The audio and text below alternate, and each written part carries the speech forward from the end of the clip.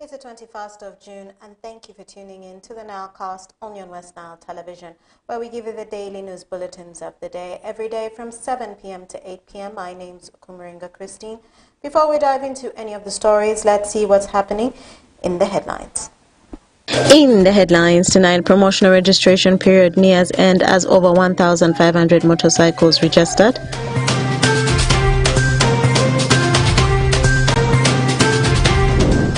High HIV and AIDS prevalence among girls worry Moyo leaders.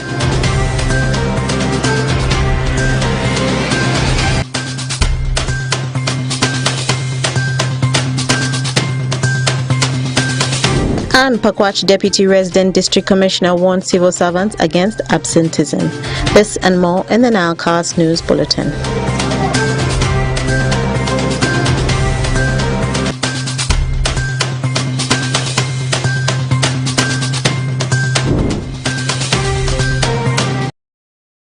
A very good evening, viewer, and thank you for tuning in to the NILEcast on your West Nile Television. Now let's see what's happening in the news. Over 1,500 numberless motorcycles have been registered to benefit from the half-price promotion of motorcycle registration by Uganda Revenue Authority. Owners of the numberless motorcycles in the West Nile sub-region have been asked to utilize the remaining days of the 6 months promotional period that was announced earlier this year, which is almost coming to an end. The promotion is currently in the West Nile as it gives an opportunity for residents to afford Uganda numberless plates at a cheap price. Parish Majid reports. Honorable Henry Musasizi, the State Minister in charge of General Duties under Ministry of Finance, Planning and Economic Development, announced a 6-month period, which is now ending, following the conflict between the taxpayers and tax body that left scores dead in the region. As a result, Uganda Revenue Authority operations in relation to impounding of numberless motorcycles were halted, and issuance of number plates put at half price, which aimed at enabling the cyclists to have access to number plates at affordable rate. This came at a time where numberless bikes were identified as a factor, causing the rift between the taxpayers and the tax body. Ajiga Manshur, the head of customs at the rural office, warned the public, most especially those who have not registered their motorcycles, to take advantage of the remaining days. The period granted for promotion is almost coming to an end, and we are left with only less than a week, about a week, for this period to come to an end. And by this, it means we are going to go back to the original prices for registering motorbike by the 1st of July next year, next financial year. So far, since this period was granted, we have registered a number of around 1,500 motorbikes.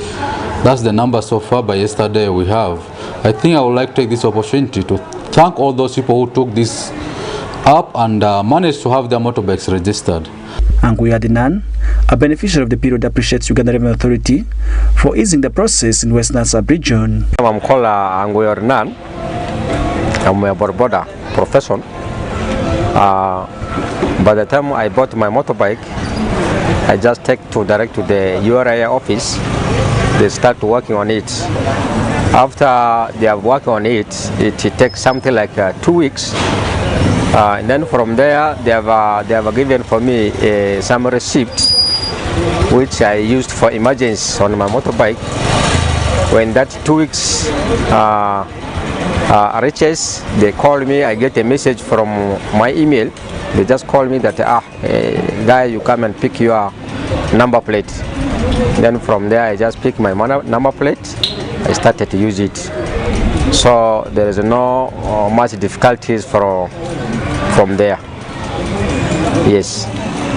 Meanwhile, other riders have this to say as a challenge which they encounter in a bid to have their bikes registered. The numbers are taking long, and when we are facing challenges after those papers they give us from the revenue, when those papers are already old, they just, when they already old, automatically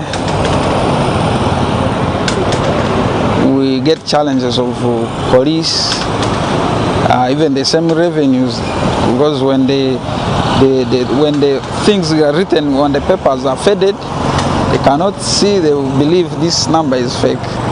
Uganda number plate is very funny compared to other number plates, the whole Africa. Uganda's number plate is the expensive one. 830 is still very expensive. in Uganda's today's economy. Let me give you an example just here in our neighboring country, South Sudan. South Sudan's number plate is 150,000. Why is Ugandan number plate very expensive like this? Meanwhile, Elmad Salim, the chairperson of the Darua City, appreciates Uganda Revenue Authority for the period granted. Concerning about the URA promotion that is soon coming to an end, we really appreciate the service that they have given us. Though it was with some difficulties, we really appreciate it. 6 months has been a quite long period of time, and I also appreciate the border borders, those ones who impressed the promotion by coming to register their machines, that is the motorcycles. The promotional period, which was granted at the beginning of the year, will expire at the end of the month, where normal operations shall resume on effective of July. Farish Majid, West Nile TV, Nilecast. Leaders and other stakeholders have raised an alarm following the reports that majority of the youths in Moyo district are either infected or affected by HIV and AIDS, with teenage girls on the lead. This was revealed during a 3-day sensitization of the youths in Moyo district, which took place at Moyo Multipurpose Hall, meant to educate the youths about HIV and AIDS. Okumu Dominic reports. The training, organized by Naguru Teenage Center, targeted the youth ranging from 15 to 25 years of age, termed as the peer educators, and brought in a handful of male and female from the 2 districts of Obongi and Moyo, so as to provide support for their peers in the different facilities across the 2 districts as they seek for health services. Mr. Menya Ayub, the Assistant Resident District Commissioner Moyo, during the official opening of the peer training, said, according to the Uganda AIDS Commission statistics, over 1.4 million people in Uganda live with HIV/AIDS, and out of this population, majority of them are the female youth who are between the age bracket of 15 to 25 years of age. What we have in Uganda, from the statistics that we have from the AIDS Information Center, rather AIDS Commission, Uganda AIDS Commission, is that we are having over 1.45 million people who are living with HIV AIDS in Uganda, and it accounts for around 5.1% of the population of Uganda. Therefore saying, this requires a concerted effort among all the stakeholders so as to fight against the vice. A number of factors that are affecting this kind of children. So what we are calling upon the public is to be vigilant and be able to stop this kind of trend. Sister Molu Dominica, an assistant nursing officer at Moyo General Hospital, said their main focus is on the youth because they are the most destructive group of people in the society, and therefore they want to help the youth with different life skills so as to enable them discover their potential and become productive in their lives. Why most of the times we are much focusing on the youth, and if you see around, these are also the destructive population. So we want to help them during their lifestyles. What are the life skills that they opt to carry on, and that will benefit them in the future? We have so many life skills, and we want them to also come up as a group to help each other in that, so that they be productive in the community. Mr. Ikobwa Walter, the project officer for Naguru Teenage Center for Obongi and Moyo district, said the training is intended to fight against the rampant cases of teenage pregnancy and the high HIV prevalence rate among the youth, adding that though there have been a lot of interventions put in place to fight against the vice in the country, the cases still silently continue to eat up the youth. We want to ensure issues of teenage pregnancies is averted, is reduced. There are alarming cases of HIV prevention, HIV transmission. It is there. We cannot say this. We started talking about it a lot of interventions have taken place. We cannot say we are already at a par. Silently, this is still a big issue. Chandiro Hadija Juma, one of the participants, said the youth are faced with numerous problems in their communities, but called upon all the stakeholders to treat the young people with much care before they lose all of them, saying charity begins from home and extends to other places. Therefore, the families need to start modeling their children before it extends to other stakeholders. These adolescents need to be handled with care before we lose all of them. As a young person and with the experience I have, we as a young people are facing much neglect, but the neglects are not based from the community, not from anything, but it starts from the family. So what I want to say is, let the family start as the community contributes to it, and we call upon the stakeholders to listen to the voice of the young people. Currently, United Nations Population Fund, UNFPA, a non-governmental organization, is running a 3-year project called Strengthening Adolescent Youth Rights and Empowerment Project through the Nakuru Teenage Center, which focuses on the rights of the youth and the adolescents so as to improve on their access to health and reproductive services and prevent the high rate of HIV among the youth and reduce on teenage pregnancy across the country. I'm Dominic Anthony Okumu for West Nile TV, Nilecast.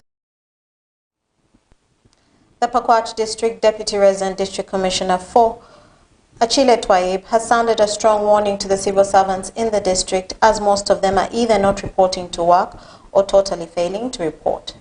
This came after the arrest of 3 teachers for allegedly abuse of office after a tip-off from the locals, which they said is depriving them of quality services. Take a look. Following the arrest of 2 teachers from Ayara Primary School in Pakwach Town Council, Pakwach District for heavy drinking during working hours, the Deputy Resident District Commissioner, Pakwach District Tribal Achille, has warned school teachers in the district to desist from absenteeism. Henceforth denying services to our people of Pakwach. So that one we will not condone it. We want to condone it and we will act swiftly. These 2 teachers, they were released on bond, police bond. We shall keep monitoring them. Once we find they are still going, we shall arrest.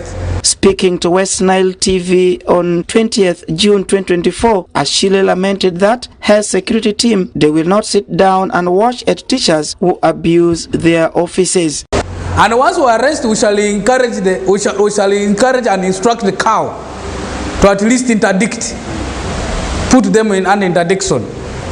That one, government is sinking money to improve the sector. For you, you are sabotaging. That sabotage we shall not allow.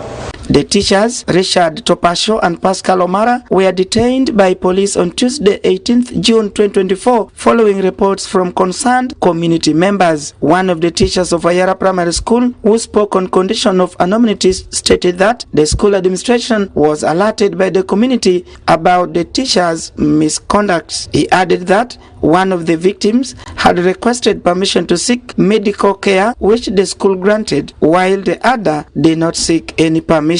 Information obtained from the local community indicates that the 2 staff members were drunk and causing disturbances. Achille noted that they will not spare teachers and health workers who deny the public the services they need. The teachers will not spare them. We shall continue arresting. Even health workers will not spare them. We will arrest you.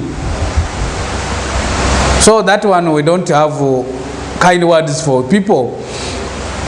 You are being paid by government and you deliberately deny services to the population. No, that one we shall not allow it in Pakwach. We shall continue.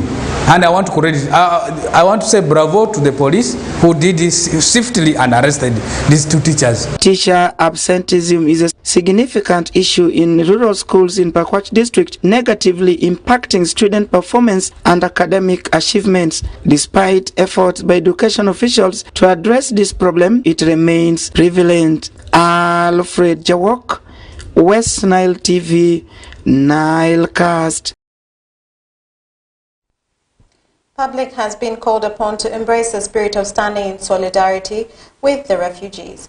This was made during the celebration of the World Refugee Day 2024, which took place in Terego District on the 20th of June 2024. This urge was made due to the increase in the number of refugees in Uganda, with majority of them living in the West Nile region with misunderstandings in some areas with the locals. Take a look. During World Refugee Day celebration in West Nile region at Rhino Kambi Refugee Settlement in Teregu district at Ofatri village, public has been called upon to impress the spirit of standing in solidarity with the refugees.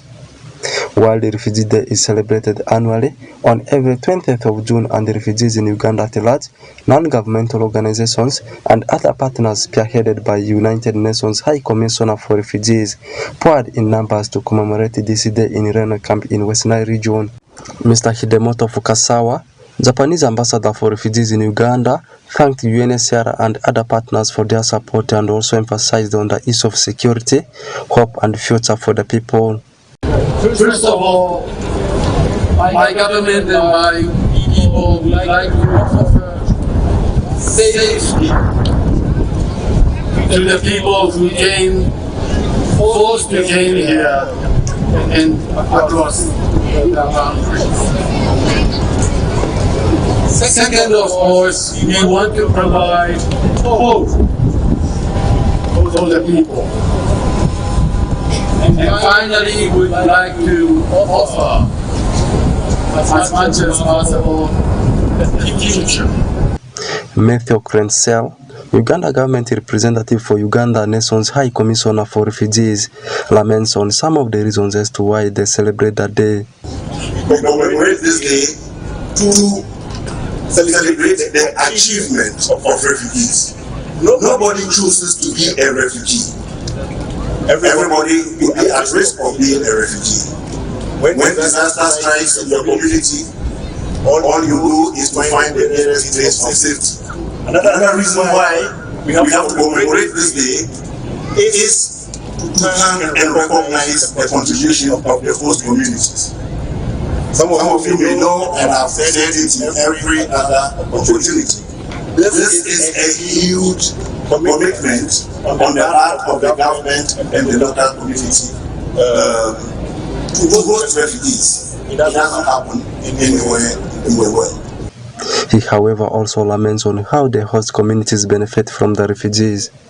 Outline many refugee projects that have benefited Uganda and that have also even offered employment to Ugandans. So refugees don't come empty-handed, even though physically they may come with nothing, like no physical things perish, but they come with skills, grace, profession. Honorable Liliana Bear, Minister for Relief, Preparedness and the Refugees, and at the same time Women MP Kitgum District urges local leaders to solve the issue of land conflicts and also urges the refugees to live in harmony. Most times politics affect a lot on implementation of other activities, and I want to plead that let's not have political influence in things that will be important to the community. The LC5 hinted on the issues of land wrangles. These are things that I really want to request the local leaders. Let's solve these amicably. The issues of land boundaries is something for us here. I also want to thank the refugees themselves for, first of all, living in harmony. And when I heard the minister say, let's not bring the division that brought conflict and made you come to this side. Honorable Obiga Mario Kanya, Minister for Land and Urban Development, thanked the host communities for offering land for the settlement of the refugees. I want to thank the people of Terego East and Manio Okolo and Bidi Bidi in Yumbe, in Koboko, the whole of Western Nile, for offering land to our brothers and sisters who are in distress in their country. And we shall not use the word refugee here. We shall use it as our brothers and sisters. There was a time when all these people in Western Nile were in that Sudan. All of them. A few remained around. The others were in the Democratic Republic of Congo. So what we're doing here is paying back. Peter Gift, Refugee Welfare and LC3 Chairman Reno Kembe Refugee Settlement, thanked to the host communities for offering them land for settlement and also thanked all the partners for standing in solidarity with the refugees. As we commemorate this day, the theme is solidarity with refugees. Celebrating our achievements, our resilience, and the strength. We thank you as our partners. We thank you as government of Uganda and the people of Uganda for hosting us. Minister of Disaster, Preparedness and the Refugees is responsible for handling matters of the refugees in Uganda, and the country is leading in Africa for hosting refugees and has a population of over 1.7 million refugees, with 55% coming from South Sudan, and Bidibidi refugee settlement has the highest population of refugees in Uganda with population of over 200,000 refugees. Oraku Benson Pastore, West Nile Television Nilecast.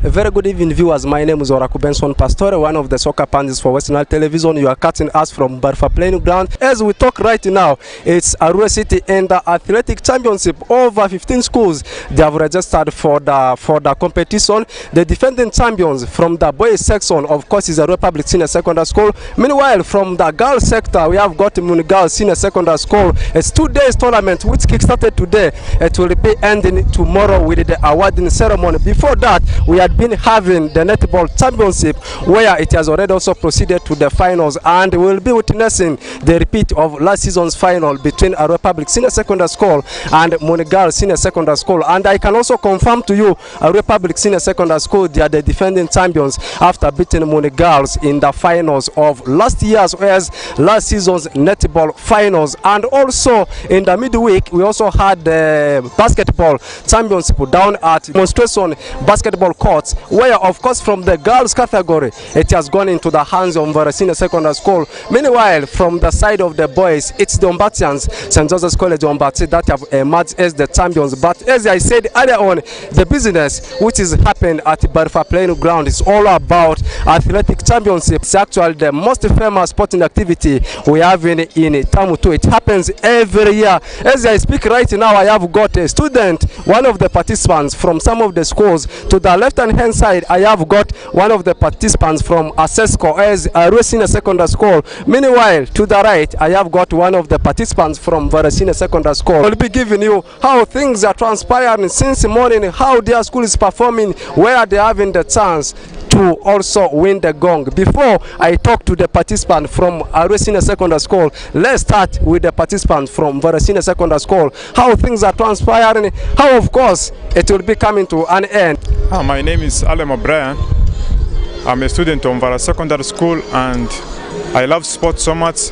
I've been the sports prefect for the past 4 years and I know what it means to be in Barifa. I want to appreciate God that He has brought us all this far, and I know that our school is doing so well and we have all the hopes. If I'm told the things in the field events will be matching with the way we are doing our things in the track, I don't have any doubt. I've participated in 3 events, one in 1,500. I took the first position, in 800 the first position, and then in 5,000.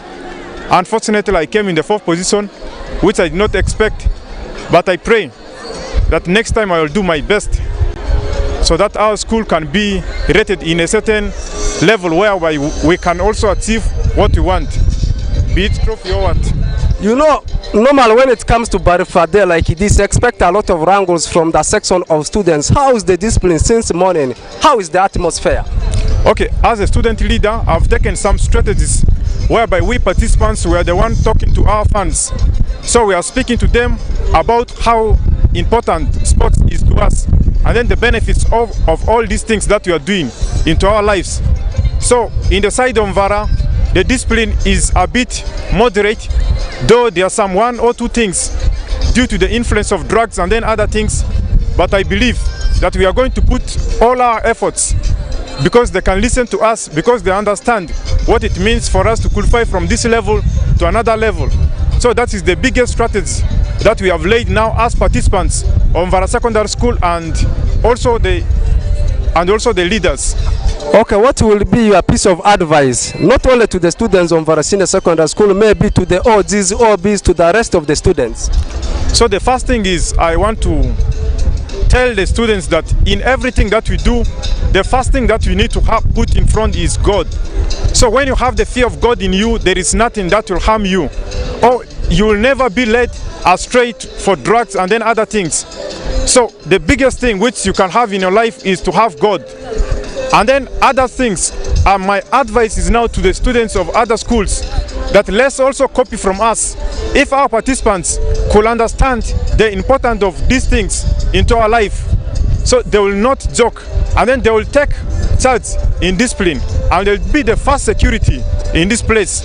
That's my only advice to other participants. I encourage them to train, though things are not well, but I believe in some years to come, the entire region of West Nile will be at a certain level.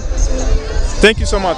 Okay, we have heard a lot from one of the participants from Mvara Senior Secondary School. He has spoken a lot. He has actually spoken about the fate of the school as far as winning the gong tomorrow, and also at the same time he has given a piece of advice to the rest of the students who are actually like the spectators. Let's now shift our focus to also a participant from Asesco as Arua Senior Secondary School. How is your performance? How is the performance of the whole school, right from the girls section, you talk about the boys section?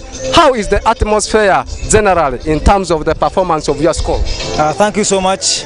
As I can see the weather, my name is Nurdin Ashraf, a student and an athlete in Arua Secondary School. I want to say that today everything is going on well. When it comes to boys' side, we are all doing well. Also the same applies to girls' side. We are all doing well in everything. So we are hoping tomorrow at least to lift the 2 trophies as I'm seeing. Another thing is that I'd like to thank the security today, because today I have not seen any riot here as it used to be every Barifa Day, because we used to call it Barifa Day. Today I have not seen it. I'd like to thank everyone here for keeping that discipline and the love for this beautiful day. Okay, what will be your piece of advice to maybe OGs, OS, OBs, and the rest of the entire spectators?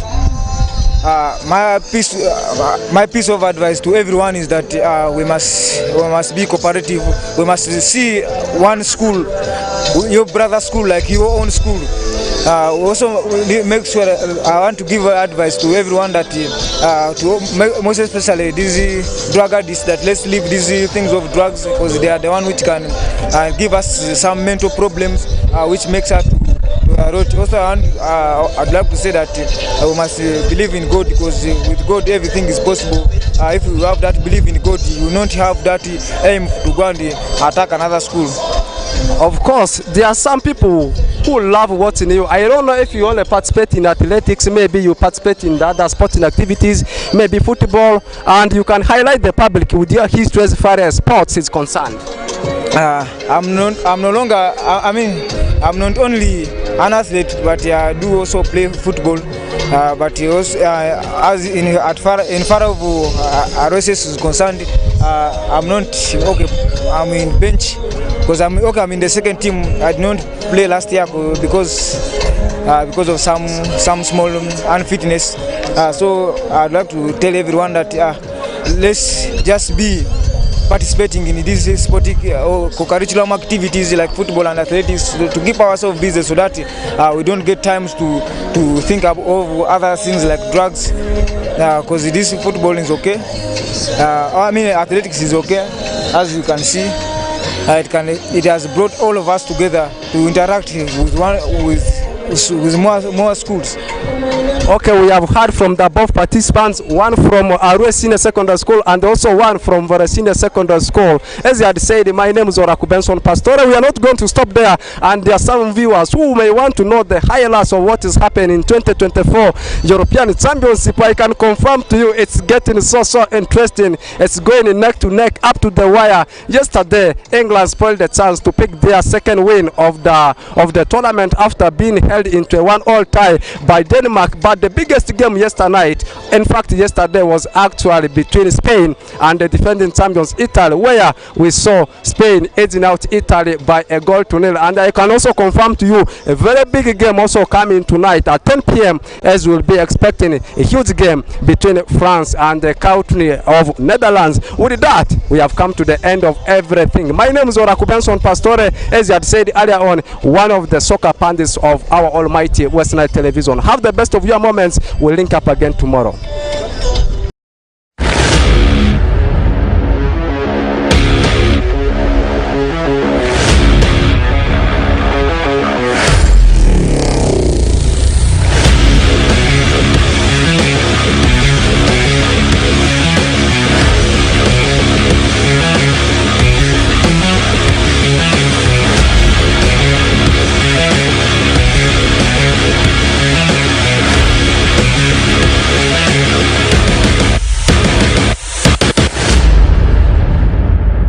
Thank you, Oraku Benson Pastore, for that sports report under the Nilecast Sports News. And that view marks the end of the Nilecast on the West Nile Television. Thank you always for taking the time to be with us from the beginning of the Nilecast to the end of the Nilecast on the West Nile Television. Please stay tuned to the rest of the subsequent programs that will follow. My name remains Okumuringa Christine. Have a good evening. Ansi, sawa vita dricha dibo, ba vika vita ban zizu azini ban da zuri. Iziki dibi ma dido ladi. Alu, iri.